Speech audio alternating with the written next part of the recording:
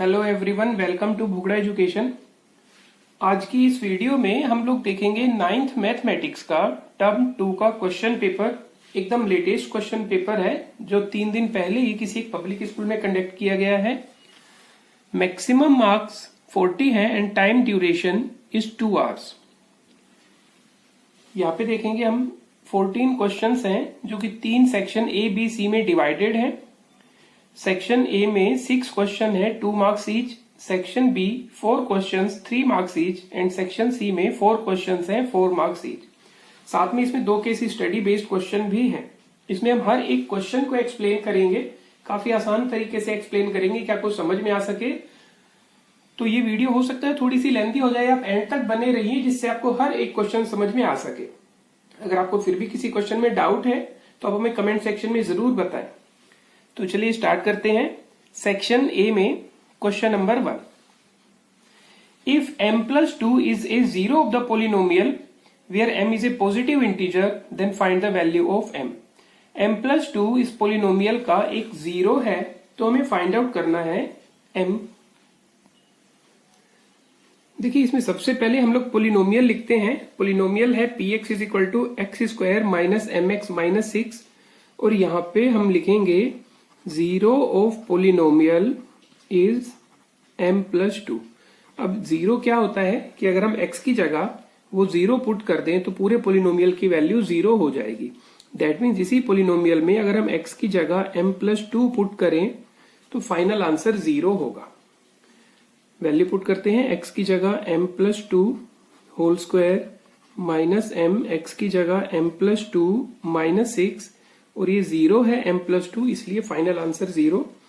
m+2 whole square में a plus b का whole square method से अप्लाई करेंगे तो m square plus 4m plus 4 और यहाँ पे देखिए m को m+2 ब्रैकेट से मल्टीप्लाई करना है, minus m square minus 2m minus 6 equals to 0 plus m square minus m square cancel out हुआ, 4m minus 2m 2m and 4 minus 6 minus 2 equals to 0।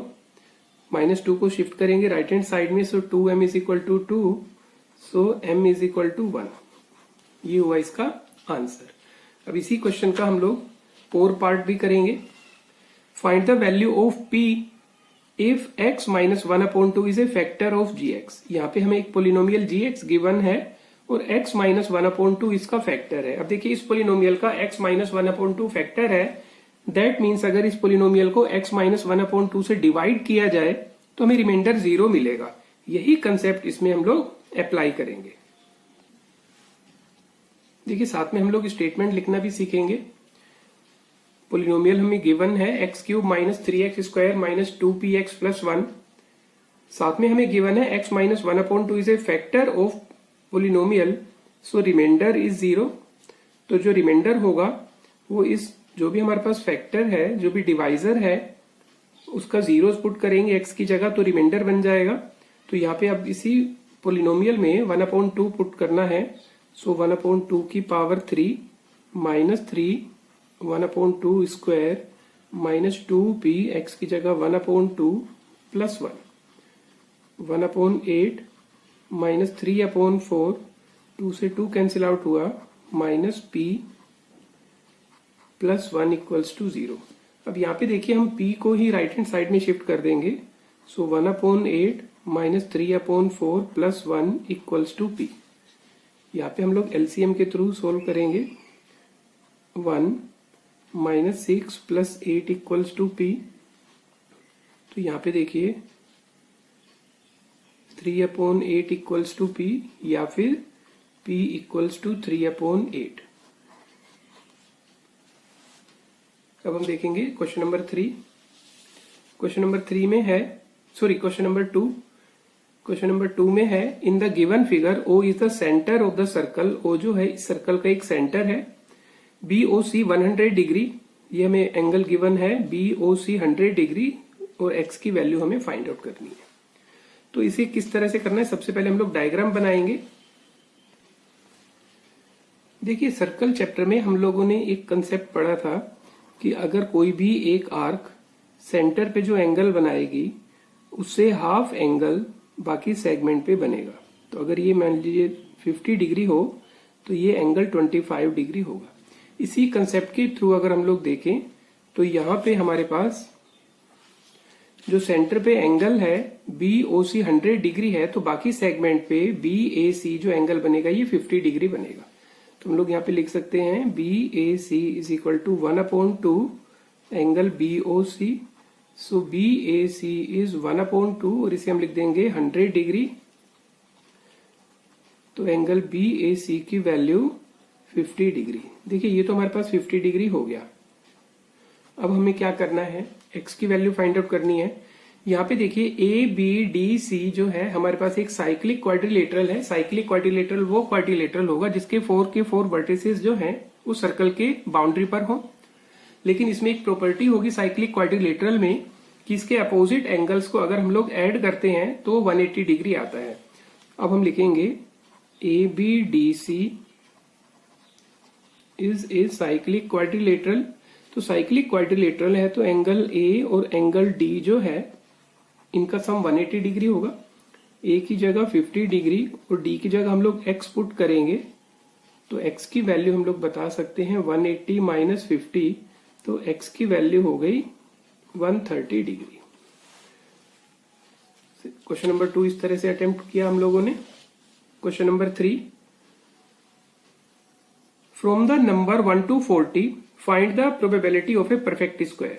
देखिए 1 से 40 के जो नंबर्स हैं उसमें जो परफेक्ट स्क्वायर आने की प्रोबेबिलिटी है वो क्या है। तो अगर हम इस क्वेश्चन में देखें तो टोटल नंबर्स जो हम लोगों ने लिए हैं वो लिए हैं 40, और इसमें अगर हम लोग परफेक्ट स्क्वायर को काउंट करेंगे तो परफेक्ट स्क्वायर वो होंगे जो नेचुरल नंबर के स्क्वायर हैं, जैसे 1, 2 का square 4, 3 square 9, 4 square 16, 5 square 25, 6 square 36, 7 square 49, लेकिन वो 40 से ज्यादा हो गया। तो 1, 2, 3, 4, 5, 6 नंबर्स हमारे पास ऐसे होंगे जो परफेक्ट स्क्वायर हैं out of 40। So probability of perfect square is 6/40, जिसे हम कैंसिल आउट करके 3/20 भी लिख सकते हैं। अब हम देखेंगे question number 4। 2 coins are tossed 729 times and outcomes are recorded as। यहाँ पे हमने 2 कोइन को 729 टाइम्स टॉस किया और जो हमारे पास आउटकम्स आए वो हम लोगों ने लिखा। नो टेल, इसका मतलब दोनों ही हेड होंगे 189 times, 1 tail 297 times and 2 tails 243 times. Find the probability of at least 1 tail. अब यहाँ पे देखिए हमें एट लीस्ट 1 टेल के बारे में बताना है। एट लीस्ट 1 टेल का मतलब कम से कम एक टेल होनी चाहिए। तो देखिए 1 टेल जो होगी वो भी हम लोग काउंट करेंगे और 2 टेल्स होंगी वो भी एट लीस्ट 1 टेल में आएंगी। तो जो 1 टेल है वो हमारे पास 297 है, 2 टेल्स हैं वो हमारे पास 243 है। तो यहाँ पे अगर हम लोग इवेंट को लिखेंगे तो हम लिखेंगे एट लीस्ट 1 टेल। तो 1 टेल के जो नंबर्स बनेंगे हमारे पास 297 प्लस 243, तो इसकी वैल्यू हो जाएगी 540। और इसमें जो टोटल है हमारे पास 729 टाइम्स इसको टॉस किया गया है। So probability of event E is 540/729। इसे हम सिंप्लीफाई करेंगे तो हमारे पास फाइनल आंसर आएगा 20/27। अब देखिए इसमें question number 5। The paint in a certain container is sufficient to paint an area equal to 9.375 metre square. हम मार्केट से एक पेंट का कंटेनर लाते हैं जिससे इतने एरिया तक पेंट कर सकते हैं। How many bricks of dimension 22.5, 10 and 7.5 centimetre can be painted out of this container. इस कंटेनर से हम जो ब्रिक है जिसके डायमेंशन हमें गिवन है इस तरह की कितनी ब्रिक्स पे पेंट कर सकते हैं। तो इसके लिए देखिए जो एक ब्रिक पे जितना पेंट कंज्यूम होगा multiply number of bricks is equal to total paint जो हम कर सकते हैं किसी भी एक कंटेनर से। तो इस फॉर्मूले के थ्रू हम लोग number of BRICS find out करेंगे। देखिए यहाँ पे हम लोग लिखते हैं one container can paint area of 9.375 metre square. एक कंटेनर से हम इतना एरिया पेंट कर सकते हैं। अब हम बात करते हैं ब्रिक की कि एक ब्रिक में कितना पेंट कंज्यूम होगा। तो ब्रिक के लिए हमें मेजरमेंट गिवन है 22.5 सेंटीमीटर, बी 10 सेंटीमीटर और एच जो गिवन है वो 7.5 सेंटीमीटर है। तो यहाँ पे देखिए ये मीटर है और ये हमारे पास सेंटीमीटर है, तो अल्टीमेटली हमें यूनिट सेम रखनी होगी। तो बाद में हम लोग इसे सेंटीमीटर स्क्वायर में कन्वर्ट कर देंगे। तो हम यहाँ पे लिखेंगे एरिया ऑफ वन ब्रिक कि एरिया एक ब्रिक का कितना होगा, जो इक्वल होगा total surface area of cuboid. यहाँ पे हम लोग फॉर्मूला पुट करेंगे 2LB plus BH plus HL। अब यहाँ पे हम वैल्यू देखेंगे 22.5 multiply 10 plus 10 multiply 7.5 plus 7.5 multiply 22.5, 225 plus 75 plus 168.75, 468.75 जिसे मल्टीप्लाई करके 937.50 सेंटीमीटर स्क्वायर। अब देखिए एक ब्रिक में जो हमारा एरिया है वो 937.50, ऐसी तरह से नंबर ऑफ ब्रिक्स जो होंगी इससे मल्टीप्लाई करके टोटल एरिया हमारे पास वही होगा जो कंटेनर में है। तो हम इसमें देखिए क्या लिखते हैं,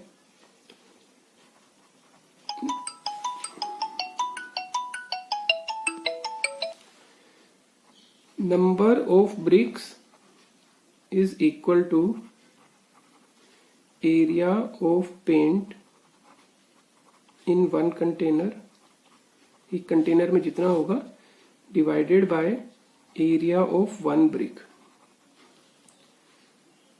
9.375, अब ये देखिए मीटर स्क्वायर है तो इसे सेंटीमीटर में चेंज करने के लिए 100 मल्टीप्लाई 100 करेंगे तो सेंटीमीटर स्क्वायर हो गया क्योंकि दो बार है, डिवाइडेड बाय 937.50। डेसिमल रिमूव करके हमने 100 लिखा और यहाँ पे हमने डेसिमल रिमूव करके हमने 30।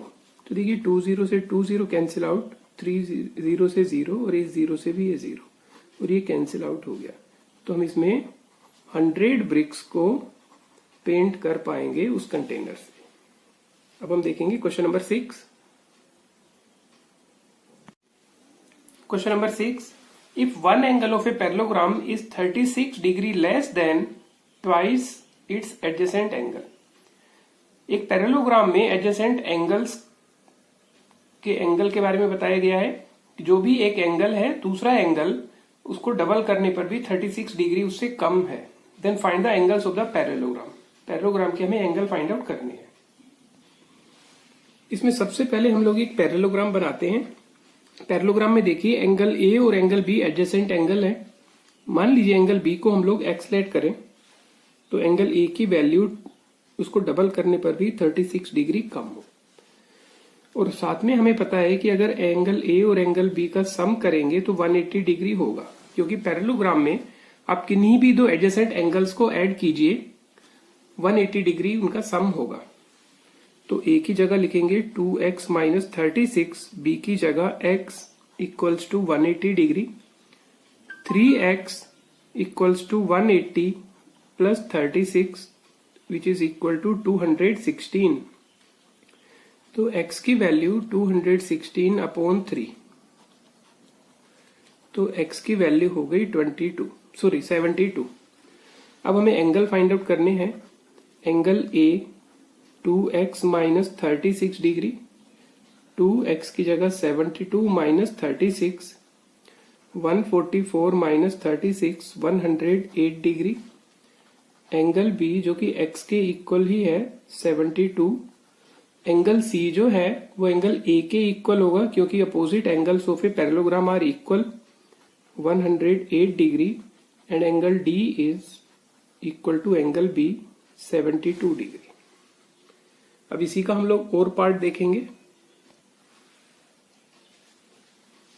इन a parallelogram show that angle bisector of the adjacent angle intersect at right angle. हमें पैरेललोग्राम में ये बताना है कि अगर हम उनके एंगल को बाइसेक्ट करें जो कि एडजेसेंट एंगल है, तो वो 90 डिग्री पे इंटरसेक्ट करेंगे। देखिए डायग्राम के थ्रू काफी आसानी से समझ सकते हैं। तो हम लोगों ने एक पैरेललोग्राम बनाया ABCD। एंगल A और एंगल B इसके एडजेसेंट एंगल्स हैं। एंगल A को हमने बाइसेक्ट किया, यहाँ पे ये दोनों एंगल इक्वल हुए, और एंगल B को भी हम लोगों ने बाइसेक्ट किया, ये दोनों एंगल इक्वल। हमें ये बताना है कि जहां पे या इसके एंगल बाइसेक्टर मीट करते हैं वो 90 डिग्री है। तो इसमें जो हमें गिवन है उसके according ABCD is a parallelogram, और साथ में हमें गिवन है कि AP bisect angle A and BP bisect angle B। अब हम बात करेंगे कि क्या प्रूव करना है हमको। हमें प्रूव करना है कि एंगल APB की वैल्यू 90 डिग्री है। अब इसके लिए क्या करेंगे, देखिए सबसे पहले हम पहले इसको कंसेप्ट को समझते हैं। तो अगर AP इस एंगल को बाइसेक्ट करता है तो इन दोनों की वैल्यू हम लोग x और x मान लेते हैं। इसी तरह से BP जो बाइसेक्ट करता है तो इनकी वैल्यू हम लोग y और y लेट कर लेते हैं। अब इसमें हम लोग क्या करेंगे, APB में एंगल सम प्रॉपर्टी लगा के इसकी वैल्यू हमें 90 डिग्री बतानी है। लेकिन उससे पहले बताना होगा कि x और y की वैल्यू क्या है, सेपरेट सेपरेट, या फिर x और y की वैल्यू प्लस करके क्या है। तो उसके लिए हमें काफी हेल्प मिलेगी कि अगर हम किसी भी पैरेललोग्राम में दो एंगल का सम, एडजेसेंट एंगल का सम 180 डिग्री लिखेंगे तो सबसे पहले इसमें जब आप प्रूफ से स्टार्ट करेंगे तो आपको यही चीज लिखनी है कि आपने x और y लेट किया। तो आप लिखेंगे AP, मैं आपको पूरा डिटेल में बता रहा हूं कि किस तरह से आपने इस क्वेश्चन को स्टेटमेंट वाइज लिखना है। AP bisect angle A, so angle BAP is equal to angle DAP। BAP और DAP एंगल इक्वल है, इन दोनों को हमने XX लेट कर लिया। फिर आप लिखेंगे BP bisect angle B, so angle ABP is equal to angle CBP, जिसे आप लोगों ने y लेट कर दिया दोनों एंगल्स को। अब हम क्या करेंगे, ABCD is a parallelogram, so angle A plus angle B is equal to 180 degree. Parallelogram में एडजेसेंट एंगल्स का सम 180 डिग्री होता है। तो यहाँ पे हम लोग A की जगह लिखेंगे 2x, B की जगह 2y equals to 180 degree. 2 common आ गया, x plus y is 180 degree. तो हम यहाँ पे x प्लस वाई की वैल्यू बता सकते हैं 180/2, 90 डिग्री। देखिए यहाँ पे ये वैल्यू हमें काफी हेल्प करेगी, क्योंकि अगर हम इसमें ट्राइंगल APB में एंगल सम प्रॉपर्टी अप्लाई करें और उसमें हम लोग ये मेंशन करें कि x प्लस वाई का सम है वो 90 डिग्री है, तो ये अपने आप ही 90 डिग्री होगा। इसी बात को हम लोग लिखेंगे in triangle APB by angle sum property. In triangle APB by angle sum property. तो यहां पे हम लोग लिखेंगे x plus y plus angle APB, तीनों का जो सम है 180 डिग्री। x प्लस वाई की जो कंबाइंड वैल्यू है वो आप 90 डिग्री लिखेंगे, क्योंकि यहां पे हमारे पास x प्लस वाई जो है वो 90 डिग्री है।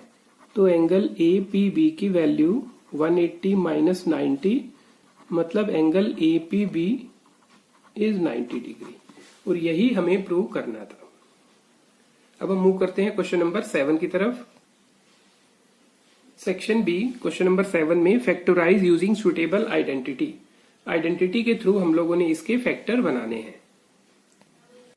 देखिए इसमें अगर हम लोग देखें तो ये एक्स क्यूब में है, एक्स स्क्वायर है, एक्स है और कांस्टेंट नंबर है। तो एक बार देखने में तो ऐसे ही लगता है कि इसमें px लेट करके इसको फैक्टर मेथड से करें, फैक्टर थ्योरम के अकॉर्डिंग, जिसमें x की वैल्यू 1 पुट करें, -1 पुट करें और फाइंड आउट करें कि किसके लिए वो 0 आएगा। लेकिन यहाँ पे स्पेशली गिवन है कि आपको आइडेंटिटी के थ्रू करना है।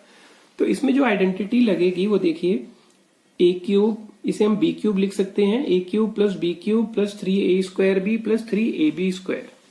तो मतलब कि a प्लस बी का होल क्यूब की आइडेंटिटी इसमें अप्लाई हो सकती है। लेकिन उसको पहले हम लोगों ने लिखना होगा, तो हम इसे लिखते हैं एक्स क्यूब 1/8 को हम लोग पहले लिख देंगे plus 3/2 x square plus 3/4 x. अब इसे हम प्रॉपर आइडेंटिटी की फॉर्म में लिखेंगे, एक्स का क्यूब और जो 1/8 है उसके लिख सकते हैं हम 1/2 का क्यूब, तो a cube plus b cube हो गया plus 3a square b plus 3a b square. तो ये हो जाएगा, देखिए एक बार चेक करते हैं, 3/2 एक्स स्क्वायर प्लस ये 1/4 हो जाएगा तो 3/4 एक्स। तो इसे हम लोग लिखेंगे x प्लस 1/2 का होल क्यूब। लेकिन यहाँ पे साथ साथ हमें लिखना होगा कि कौन सी आइडेंटिटी हम लोगों ने काम में ली है। a प्लस बी का whole cube is equal to a cube plus b cube plus 3a square b plus 3a b square. अगर आपको x और y में याद है तो आप x और y के अकॉर्डिंग भी लिख सकते हैं। तो इसे आप 3 टाइम्स लिख दीजिए और ये बन गए इसके फैक्टराइज। देखिए क्वेश्चन नंबर 8। क्वेश्चन नंबर 8 में a और b दो पार्ट हैं, फैक्टराइज करना है और इसमें हमें वैल्यू फाइंड आउट करनी है। देखिए इसको हम पहले समझेंगे कि इसमें कौन सी आइडेंटिटी अप्लाई हो सकती है। देखिए a, b और c है और साथ में स्क्वायर है, तो इसमें a plus b plus c का होल स्क्वायर अप्लाई होगा। तो इसे हम लोग लिखेंगे 3a का होल स्क्वायर। और यहाँ पे हम लोग देखेंगे, यहाँ पे दो जगह नेगेटिव है। नेगेटिव जो है वो ए बी और ए सी में है, ए बी और ए सी में नेगेटिव है, उसमें जो कॉमन है वो ए है।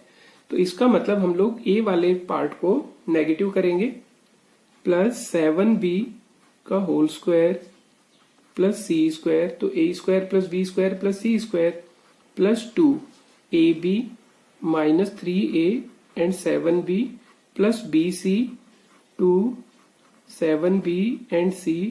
और अभी हम यहाँ पे हमें 2ca लिखना है, 2c का मतलब यहाँ पे है c और माइनस 3a। एक बार हम इसे चेक कर लेते हैं, माइनस 3a का whole square 9a square 7b का whole square 49b square c square. देखिए नेगेटिव हो जाएगा, 2 3 जा 6, 6 7 जा 42ab, 7 2 जा 14bc एंड 3 2 जा 6 नेगेटिव के साथ ca। अब यहाँ पे हम इसे लिख सकते हैं minus 3a plus 7b plus c का होल स्क्वायर। और इसे अब दो बार हम लोग लिख देंगे मल्टीप्लाई की फॉर्म में, minus 3a plus 7b plus c। और यहाँ पे हम लोग लिख सकते हैं using a square plus b square plus c square plus 2ab plus 2bc plus 2ca की वैल्यू जो है वो a plus b plus c का होल स्क्वायर है। अब देखेंगे इसका बी पार्ट में हमें गिवन है 345 का स्क्वायर माइनस 335 का स्क्वायर। तो इसमें देखिए, इसे अगर हम लोग a लेट करें, इसे b लेट करें तो a square minus b square की आइडेंटिटी लगेगी। तो यहाँ पे हम लोग लिखेंगे कि using a square minus b square is equal to a plus b and a minus b. तो इसे हम लोग लिख देंगे 345 प्लस 335 एंड 345 माइनस 335। इनको हमने ऐड किया तो इनका ऐड करके 680 एंड दिस इज 10। तो इसका जो आंसर होगा 6800 होगा। देखिए question number 9। Construct A triangle ABC in which BC 5 centimeter, B 75 degree and AB plus AC is 9 centimeter। इसमें हम आपको रफ में बताएंगे कि किस तरह से इसे बनाना है, जो आप फेयर में बना सकते हैं। देखिए सबसे पहले हम एक रफ डायग्राम बना के उसमें सारी इंफॉर्मेशन लिखेंगे। और याद रखिए हमारे पास यहाँ पे इस एक्सरसाइज में 3 तरह के क्वेश्चन है। एक, दो साइड्स का सम गिवन हो, दो साइड का डिफरेंस गिवन हो और तीनों साइड्स का सम गिवन हो, मतलब कि पेरीमीटर ऑफ ट्राइंगल गिवन हो। तो जो पेरीमीटर ऑफ ट्राइंगल है वो तो आपके सेकंड टर्म में इस बार नहीं है, तो जो एडिशन वाला है और सब्ट्रैक्शन वाला है। तो एडिशन वाले को किस तरह से सोल्व करना है, किस तरह से बनाना है, उसके लिए आप देखिए सबसे पहले आप 5 सेंटीमीटर का एक लाइन सेगमेंट BC बनाइए और यहां पे आप 75 डिग्री का एंगल बनाइए। याद रखिए एंगल जो आप बनाएंगे वो कंपास के थ्रू बनाएंगे। 60, 120 और ये 90, और 60 और 90 का बाइसेक्ट करेंगे तो आपके पास 75 डिग्री का एंगल होगा। तो ये आपने 75 डिग्री का एंगल बनाया। अब यहां पे देखिए इन दोनों का जो सम है उतने का आर्क आप इसके ऊपर लगाइए। अब यहाँ पे इसे ABC नाम नहीं देना, कुछ और नाम आप दे सकते हैं। P नाम दीजिए क्योंकि ये पॉइंट A नहीं है। P को आप C से ज्वाइन कीजिए। अब जो ये नई साइड हमारे पास PC आई है इसका आप परपेंडिकुलर बाइसेक्टर फाइंड आउट कीजिए। परपेंडिकुलर बाइसेक्टर फाइंड आउट करने के लिए आप कंपास को पॉइंट C पे हाफ से ज्यादा ओपन करके 2 आर्क लगाइए और इसी तरह से P से भी सेम डिस्टेंस लेते हुए आप आर्क लगाएंगे। तो इस तरह से हमारे पास एक परपेंडिकुलर बाइसेक्टर बन गया PC का। जहां पे ये इंटरसेक्शन करता है PB लाइन को, उसको आप A पॉइंट दीजिए और A और C को ज्वाइन कीजिए। तो इस तरह से आपके पास ट्राइंगल ABC फॉर्म होगा जिसमें AB और AC का सम 9 सेंटीमीटर होगा। अब ऐसा क्यों होगा इसका भी हम आपको जस्टिफिकेशन बता सकते हैं। देखिए यहाँ पे आपके पास 2 ट्राइंगल बने, फर्स्ट एंड सेकंड। तो देखिए AB तो दोनों में सेम है, AB और AP and AB and AC। तो अगर हम AP को AC के साथ इक्वल बताएं तो हम आसानी से कह सकते हैं कि अगर ये 9 सेंटीमीटर है तो इधर भी 9 सेंटीमीटर होगा। तो उसके लिए हम ये फर्स्ट और सेकंड ट्राइंगल्स को कॉन्ग्रुएंट प्रूव करेंगे। यहाँ पे 90-90 के हमने एंगल बनाए हैं, ये कॉमन है और ये भी बाइसेक्ट किया है। तो side angle side SES congruency के थ्रू ये दोनों कॉन्ग्रुएंट हो गए। तो आप लिख सकते हैं AP is equal to AC। इस तरह से अगर किसी पेपर में जस्टिफिकेशन भी आता है तो आप इजीली उसको कर सकते हैं। अब हम देखेंगे question number 10। The total surface area of a cylinder is 550 centimetre square and its base circumference is 50 centimetre. Find the sum of radius and height. यहाँ पे हमारे पास सिलेंडर के बारे में टोटल सरफेस एरिया गिवन है, बेस सर्कमफेरेंस गिवन है, हमें फाइंड आउट करना है रेडियस और हाइट का सम। तो इसे किस तरह से करेंगे? देखिए इसमें हमें एक सिलेंडर में बेस सर्कमफेरेंस गिवन है 50 सेंटीमीटर। बेस में जो सर्कमफेरेंस है वो हमारे पास एक सर्कल है तो उसका सर्कमफेरेंस 2πr होगा। तो इसका मतलब हमें 2πr की वैल्यू 50 गिवन है, 50 सेंटीमीटर। साथ ही हमें गिवन है total surface area of cylinder जो कि 550 सेंटीमीटर स्क्वायर है। अब सिलेंडर का टोटल सरफेस एरिया क्या होगा? 2πr r प्लस h जो कि 550 सेंटीमीटर स्क्वायर है। अब यहाँ पे देखिए हमें r और h की वैल्यू फाइंड आउट नहीं करनी, उनके प्लस की वैल्यू ही फाइंड आउट करनी। इसका मतलब जो ब्रैकेट में r प्लस h गिवन है वही हमें फाइंड आउट करना है। तो 2πr की वैल्यू हम यहीं से एज इट इज इसकी जगह 50 पुट कर देंगे। r plus h is 550। तो r प्लस h की वैल्यू 550 अपॉन 50। तो यहाँ पे डायरेक्ट वैल्यू हमारे पास r प्लस h की 11 सेंटीमीटर होगी। अब क्वेश्चन नंबर 10 का और पार्ट भी देखते हैं। If the radius of a sphere is doubled, अगर हम रेडियस को 2 टाइम्स कर दें, what is the ratio of the surface area and volume of the first sphere to that of the second sphere. तो first sphere वो होगा जिसमें radius r होगी, लेकिन सेकंड स्फीयर वो होगा जिसमें रेडियस 2r होगी। तो हमें इन दोनों स्फीयर्स का सरफेस एरिया में क्या रेशियो होगा और वॉल्यूम में क्या रेशियो होगा वो बताना है। देखिए यहां पे स्फीयर फर्स्ट कर देते हैं और यहाँ पे हम लोग स्फीयर सेकंड कर देते हैं। इसमें जो r1 है उसे हम r लेट करते हैं, इसका जो r2 है उसे हम 2r लेट करते हैं। तो यहाँ पे हमें सरफेस एरिया बताना है, surface area of sphere first upon surface area of sphere second. तो इनका जो सरफेस एरिया होगा that is 4πr1 square 4πr2 square. 4 से 4 कैंसिल आउट, पाई से पाई कैंसिल आउट। तो हमारे पास यहाँ पे आ गया r1 अपॉन r2 का होल स्क्वायर। r1 यहाँ पे है r, r2 यहाँ पे है 2r।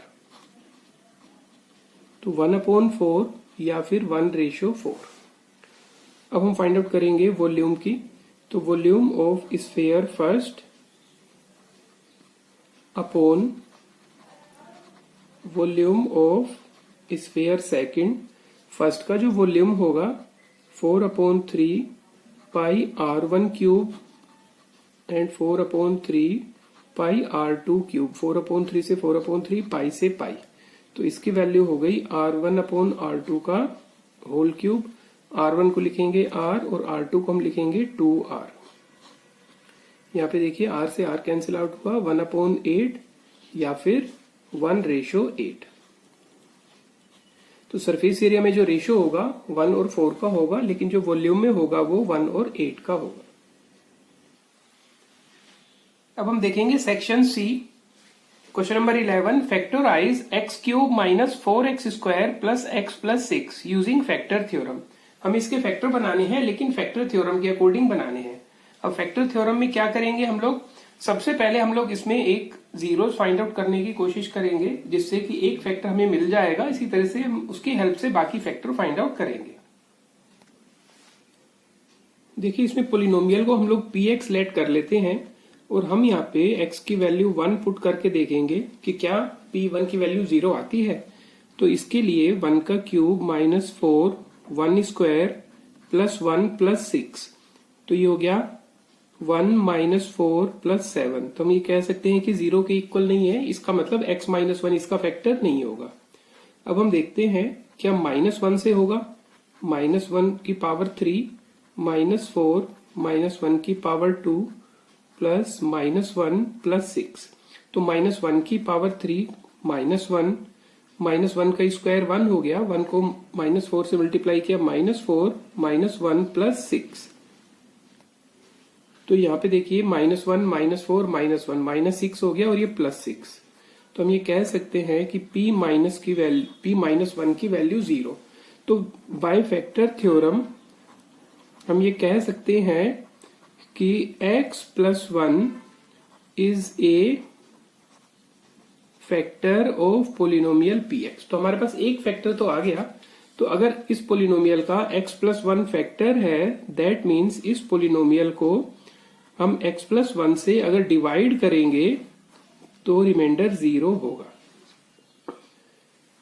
देखिए डिवाइड करते हैं, x स्क्वायर को x से मल्टीप्लाई किया, x क्यूब, x स्क्वायर को 1 से मल्टीप्लाई किया, x स्क्वायर, लाइक टर्म के नीचे लाइक टर्म लिखा जाएगा, -4x square -1x square -5x square plus x plus 6।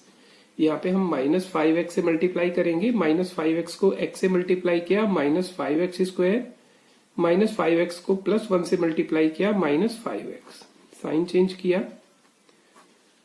6x plus 6। अब यहाँ पे हम लोग इसे 6 से मल्टीप्लाई करेंगे तो 6x प्लस 6। देखिए यहाँ पे रिमाइंडर 0 आया। तो इस केस में क्या होगा, देखिए जो भी हमारे पास पोलिनोमियल है वो x प्लस 1 और x स्क्वायर -5x प्लस 6 के मल्टीप्लाई के इक्वल होगा, क्योंकि dividend is equal to divisor multiply quotient. तो यहाँ पे अगर हम इसके फैक्टर बनाने की बारी आएगी तो x प्लस 1 तो इसका फैक्टर बना हुआ है, और ये जो मिडिल टर्म है, इसके मिडिल टर्म के थ्रू हम इसके भी 2 फैक्टर फाइंड आउट करेंगे। तो इसके फैक्टर बनाने के लिए देखिए x square -3x -2x plus 6, x plus 1, यहाँ पे देखिए x कॉमन होगा, x -3 -2 कॉमन होगा, x -3, तो ये हो जाएगा x प्लस 1 x -3 x -2। तो हमारे पास जो पोलिनोमियल होगा उसके फैक्टर बनेंगे x plus 1 x -2 and x -3। Question number 12 में भी हमारे पास चॉइस अवेलेबल है। ABCD is a cyclic quadrilateral whose diagonals intersect at a point E. If DBC is 70 degree, BAC angle is 30 degree, find BCD. यहां तक information के according हमको angle BCD find out करना है। फिर आगे भी हमें इंफॉर्मेशन गिवन है कि if AB is equal to BC, then find ECD. पहले हम इसका डायग्राम बनाएंगे, फिर उसके अकॉर्डिंग हम इसे फाइंड आउट करेंगे। देखिए क्वेश्चन के अकॉर्डिंग डायग्राम इस तरह से बनेगा। यहाँ पे हमें फाइंड आउट करना है BCD, ये एंगल की वैल्यू। तो इसके लिए देखिए ABCD एक साइक्लिक क्वाड्रिलेटरल भी है, तो अगर हम DAB की वैल्यू फाइंड आउट कर सकते हैं तो DAB और BAC इन दोनों का सम 180 डिग्री होगा। उससे काफी आसानी से हम BCD की वैल्यू फाइंड आउट कर लेंगे। अब इसमें अगर हम DAB की वैल्यू फाइंड आउट करेंगे तो उसमें ये 30 डिग्री तो गिवन है, सिर्फ इसकी वैल्यू हमें फाइंड आउट करनी है। तो यहाँ पे देखिए CBD एक एंगल है एंड CAD दूसरा एंगल है। आप चाहें तो इसे घुमा के देख सकते हैं। तो यहाँ पे देखिए CBD एंड CAD ये दोनों एंगल जो हैं वो सेम सेगमेंट में है, तो दोनों एंगल की जो वैल्यू होगी वो इक्वल होगी। तो इसे भी हम 70 डिग्री लिख सकते हैं। तो यहाँ पे हम लिखेंगे angle CAD is equal to angle CBD। Reason हम लोग क्या देंगे, एंगल्स इन द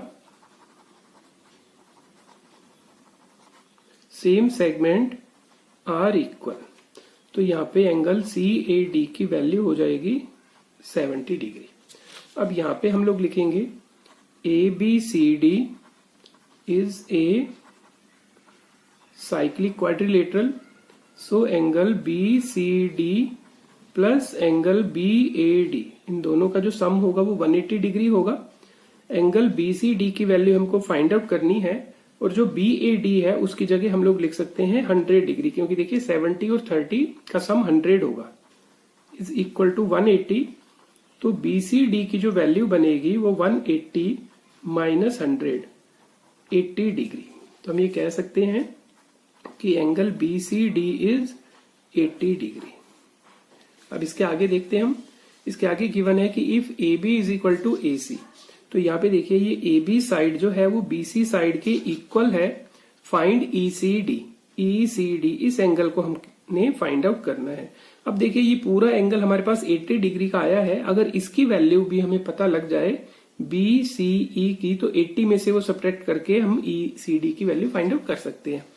तो यहाँ पे देखिए इसके लिए हमें हेल्प मिलेगी ABC ट्राइंगल में दो साइड इक्वल होने पर। तो अगर किसी भी एक ट्राइंगल में दो साइड इक्वल हो तो उनके अपोजिट एंगल्स जो होंगे वो भी इक्वल होंगे। यही कंसेप्ट हम लोग ट्राइंगल ABC में अप्लाई करेंगे। इसमें दो साइड AB और BC इक्वल गिवन है, तो इसके सामने वाला एंगल ये और इसके सामने वाला एंगल ये इक्वल होगा। अगर ये 30 डिग्री है तो ये भी 30 डिग्री होगा। इसी बात को हम लोग लिखेंगे in triangle ABC। AB side जो है वो BC के इक्वल है, सो एंगल BCA जो है वो BAC के इक्वल होगा। तो एंगल BCA जो होगा वो 30 डिग्री होगा। अब देखिए ये वाली वैल्यू हमें 30 डिग्री हो गई, ये 80 डिग्री गिवन है, तो हम इसको आसानी से 80 माइनस 30 50 बता सकते हैं।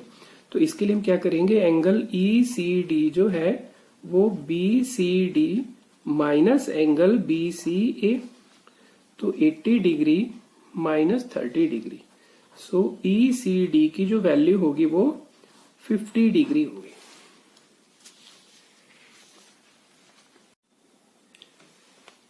इसी का सेकंड पार्ट देखिए, if non parallel sides of trapezium are equal prove that it is a cyclic.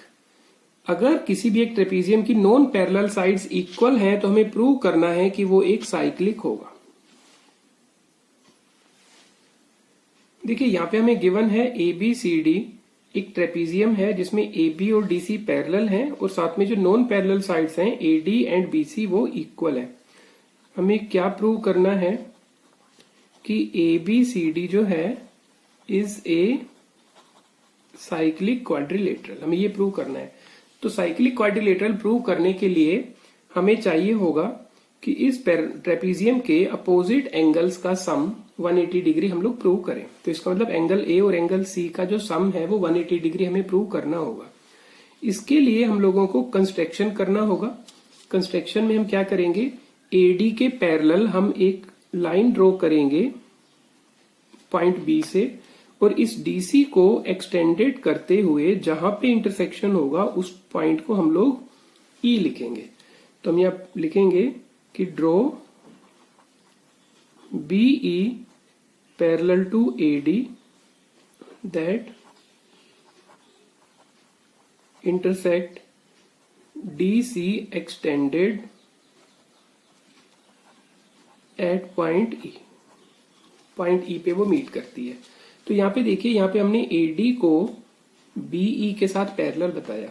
अब देखिए DC जो है वो AB के साथ पैरेलल था, तो हम DE को भी AB के साथ पैरेलल बता सकते हैं। DC पैरेलल है AB से, तो हम ये कह सकते हैं कि जो DE है वो भी AB के साथ पैरेलल, और साथ में AD जो है वो हमने BE के साथ पैरेलल बाय कंस्ट्रक्शन। तो ABED जो है वो हमारे पास एक पैरेललोग्राम बन जाएगा, ABED। तो ABED पैरेललोग्राम बनने से हम लोग ये कह सकते हैं कि अगर ध्यान से देखिए, अगर इस एंगल को हम लोग x लेट करें तो इसके सामने E जो है वो भी x होगा। तो हम लोग अगर एंगल A को x लेट करते हैं तो एंगल E जो है वो भी हमारे पास x होगा। क्लियर। अब इसके आगे देखते हैं ट्राइंगल BCE में। अब इस ट्राइंगल में क्या होगा, देखिए DE जो है वो BC के साथ इक्वल है, और जो DE है वो BE के साथ इक्वल होगी पैरेललोग्राम की अपोजिट साइड्स के अकॉर्डिंग। तो यहाँ पे BC जो है वो BE के साथ इक्वल होगा, तो उसके अपोजिट एंगल भी इक्वल होंगे, तो इस एंगल को हम लोग इसके इक्वल बता सकते हैं। तो BCE की वैल्यू भी x डिग्री हो जाएगी। तो तीन एंगल हमारे पास आए, x, x एंड x, और इस एंगल को हम लोग लीनियर पेयर से बता सकते हैं कि एंगल BCD जो है प्लस एंगल BCE, इन दोनों का सम 180 डिग्री है। तो BCD इज इक्वल टू 180, इसको हम राइट हैंड साइड में शिफ्ट करेंगे तो ये x। अब देखिए ये एंगल हमारे पास x और ये 180 माइनस x। अब इन दोनों एंगल को हम लोग ऐड कर देते हैं, एंगल A और angle C। Now angle A plus angle BCD, angle A है हमारे पास x, BCD की वैल्यू है 180 माइनस x कैंसिल आउट हो गए, तो इसका सम हो गया 180 डिग्री। तो sum of opposite angle is 180 degree. So ABCD is a cyclic quadrilateral. अब इसमें देखिए केस स्टडीज बेस्ड क्वेश्चन है। Kinjal's class teacher gave students some colorful paper in the shape of quadrilateral. She asked the students to make a rectangle from it using paper folding method. Kinjal made the following rectangle ABCD. देखिए ये ABCD जो rectangle है वो किंजल ने बनाया है। अब यहाँ पे क्या है, if PQRS are the mid points of side AB, BC, CD and DA, ये मिड पॉइंट है, then prove that PQRS is a parallelogram. तो हमें ये प्रूव करना है कि ये PQRS एक पैरेललोग्राम है, लेकिन कंडीशन हमें क्या दी हुई है कि ABCD एक रेक्टेंगल है और साथ में PQRS इसके मिड पॉइंट्स हैं। तो इसको पैरेललोग्राम प्रूव करने के लिए हम लोग क्या करेंगे, देखिए हम एक डायग्राम बनाते हैं। ये मिड पॉइंट्स हैं PQRS, A, B, C and D।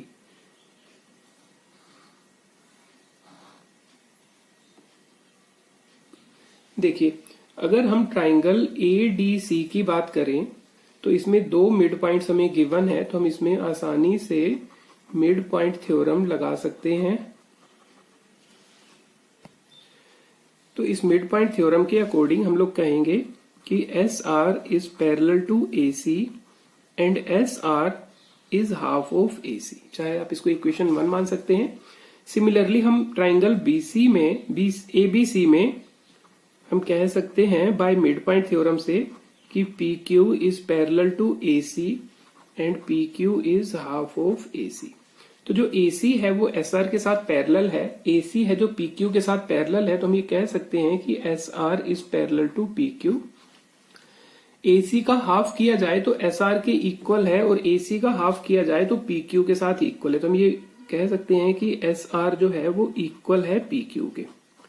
तो इसमें एक पेयर अपोजिट साइड्स का इक्वल एंड पैरेलल आता है, तो हम ये कह सकते हैं कि PQRS जो होगा वो एक पैरेललोग्राम होगा। ये तो हुआ इसका फर्स्ट पार्ट। सेकंड पार्ट में देखते हैं, can you prove PQRS to be a rhombus.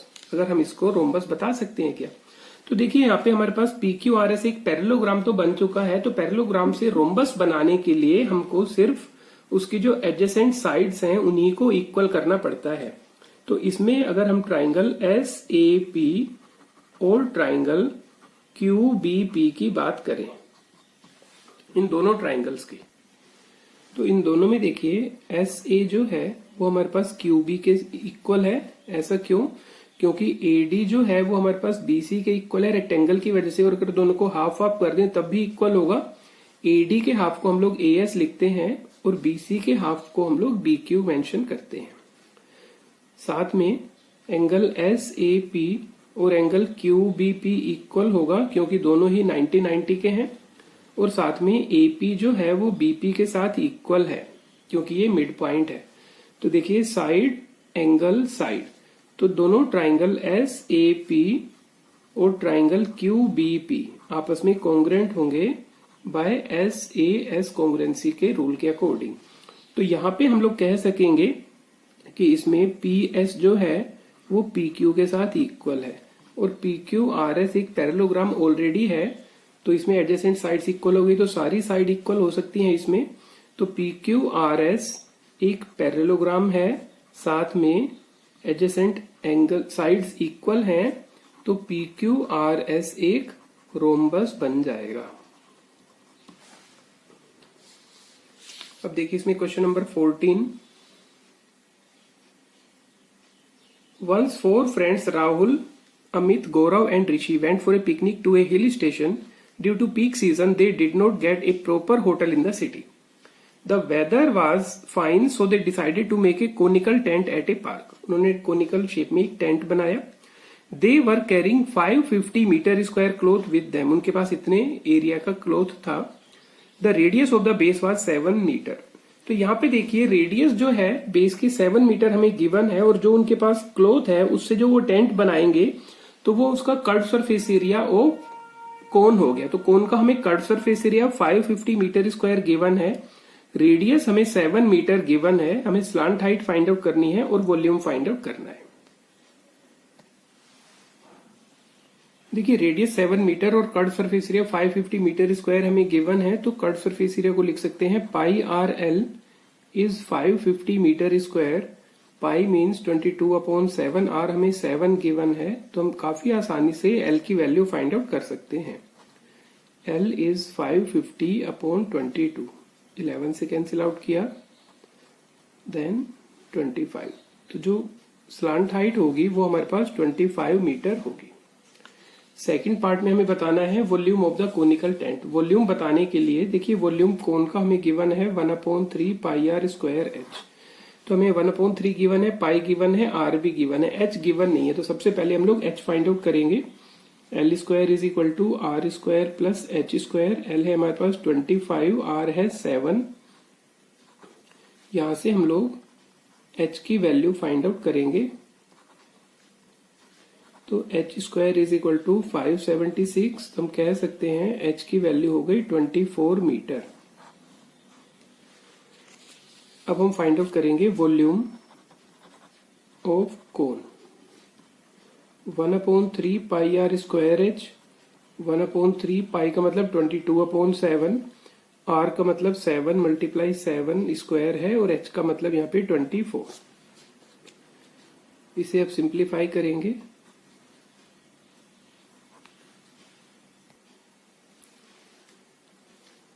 तो 22 मल्टीप्लाई 56, तो